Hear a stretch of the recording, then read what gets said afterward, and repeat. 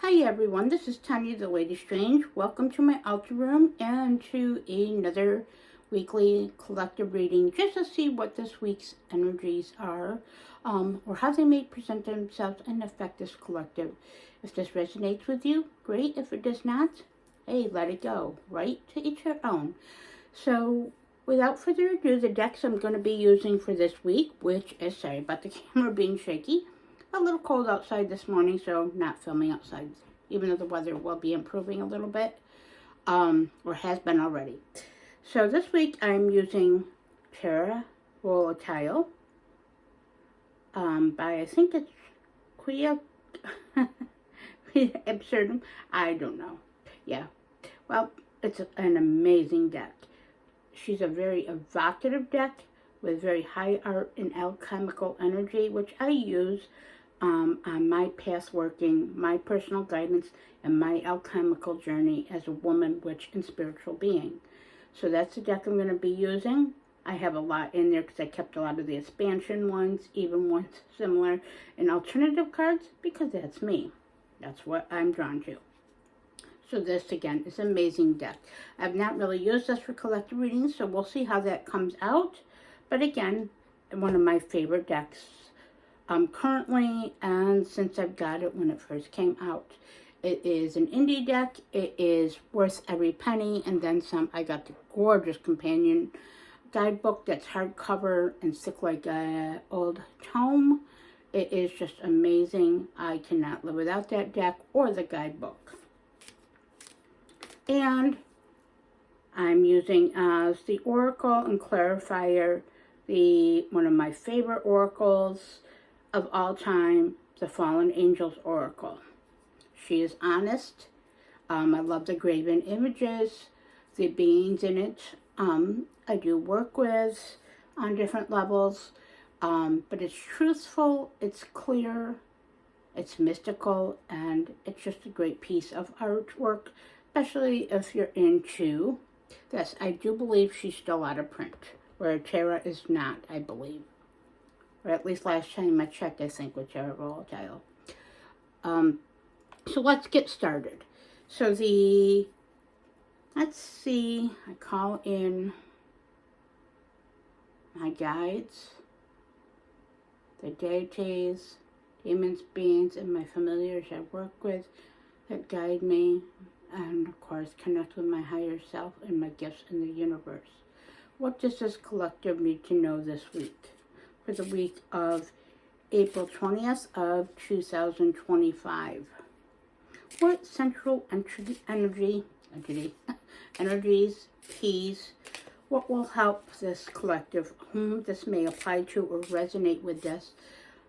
How will this energy affect them, for them, or for energies, guidance, and advice for them to be mindful, aware of this week, so a healthy, effective, and empowered week can have for each of our own experiences. They're all different, no matter what.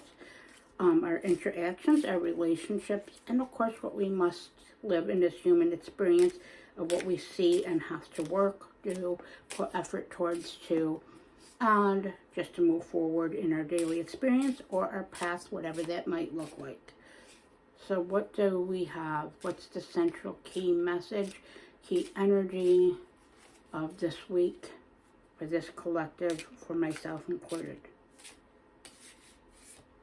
Well, this one stuck out, so this has got to be the central tarot card. Again, and they all fall on the floor. Not to be, she's a very smooth London deck, so not to be that, but lovely. That's going to be great to pick up. But let's see what we have here. Well, it's a great energy for this week, and a great central message and a key message.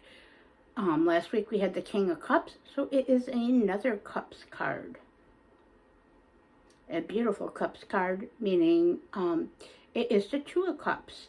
So the Two of Cups is, of course, rooted with and pertains to emotions, feelings, perceptions, intuition, and of course our relationships we have with others and with ourselves.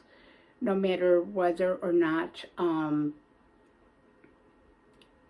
They are with a family, friends, co-workers, bosses, our partners, our spouses, and just those that we relate to or other relationships we may see or perceive.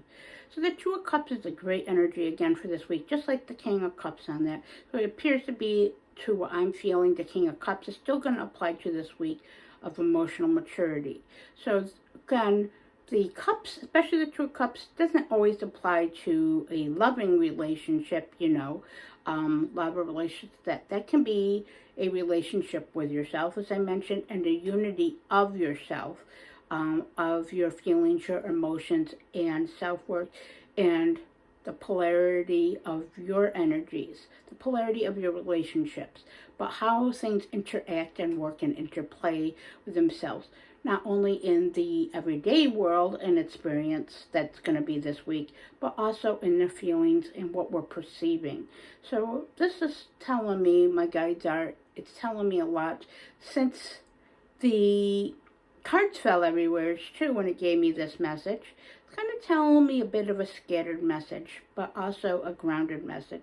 It's saying that despite the chaos in our relationships, no matter what our relationships are, and no matter what our feelings we have, whether we think they're valid or not, whether they are valid or not, whether they are perceived and just our own, or whether they are rooted in reality and past experiences, it is saying that despite that chaos and those scattered feelings that are often we have to be challenged with, it's saying to practice and be mindful of unity and working together and with what you have to find the best balance we can in our feelings, in our relationships, to honor those relationships we really do want to continue to have with ourselves and with others and our human life experience this week especially.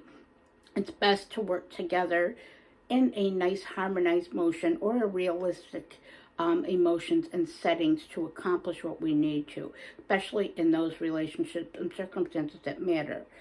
Trust your intuition, let it guide you. That's what also part of this is saying, to again marry that in to this week, again, like that King of Cups, to have emotional maturity, experience, intelligence, to be in touch with your feelings and be in touch with the flow and the unity of yourself, and again, what were circumstances. So again, emotions this week, about chaos and a feeling of chaos and challenges, but also the ability to face, hopefully both parties or multiple parties face that with kindness and respect. Now let's see what the Oracle has in complement to that message, central message of honoring ourselves, our relationships, our feelings, and working on our personal alchemy of how we see, feel, and perceive, and just mutual respect of each other and our experiences, even if we have opposing views, even if we're not on the same page. Try to find a common ground with yourself and with others, and of course find kindness and compassion with yourself and others, and even if it's in the smallest thing, it still is, and it will first and foremost help you to help yourself this week to have a good experience and foster a good experience overall. What do we have here in compliments to that Two of Cups? I was saying to take 3 today. Oh, on one from the bottom first. Okay, let's see what we have here.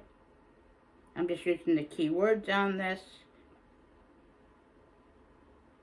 Okay, we got persuasion. Okay, being compelled to pull one from the top.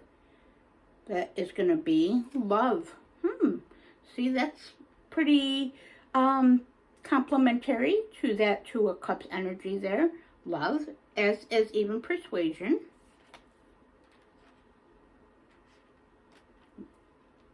And let's see, pull one from the middle somewhere.